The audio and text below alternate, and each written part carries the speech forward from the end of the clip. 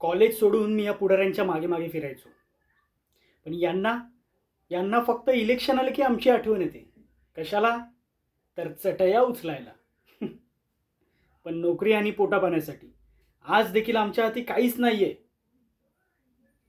तरुण कार्यकर्ता ना तरुण कार्यकर्ता हा ह्या राजकारण्यांचा फक्त आणि फक्त कार्यकर्ता बनूनच राहतो. पण राजकारण्यांचा वारसा मात्र यांच्या घरातच. आम्ही फक्त मंडळाचे अध्यक्ष.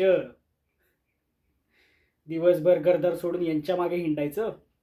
आणि ह्या सगळ्यामध्ये फक्त आणि फक्त माझ्यासारखे मराठी तरुणच बर्बाद झाले. आणि आता तर काय, या शहरांमध्ये जाहिराती निघाल्यात नोकऱ्यांसाठी. Only for non Marathi. आईला आमच्याच घरात आम्ही लाचार झालोय. अरे मुंबई पुण्यासारख्या शहरातून मोठमोठ्या कंपन्या ही शहरे सोडून दुसऱ्या प्रांतात जात आहेत. स्थानिक तरुण मात्र बेरोजगार होऊन बसलाय आणि हिंडतोय पुढाऱ्यांच्या मागे.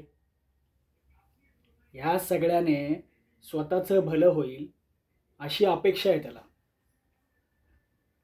उरला सुरलेला आपल्या आईबापाला कोसतोय आणि श्रीमंतांची पोरं काय परदेश गाठतायत. अरे एकेकाळी ह्याच महाराष्ट्रात तरुणाईत एकोपा निर्माण करून महाराष्ट्रभर गडकिल्ले उभारले गेले. त्याच महाराष्ट्रात सध्याचा तरुण मात्र स्वतःचं एक घर बांधू शकत नाही. पण निवडून आलेले पुढारी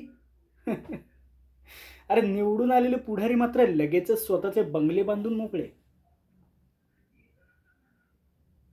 पण एक सांगून ठेवतं, मराठी तरुणाईचा अंत पाहू नका. कारण आखाड्यात उतरून समोरच्याला धोबी पछाड करणं हा या मातीचा इतिहास आहे. हे लक्षात असू द्या.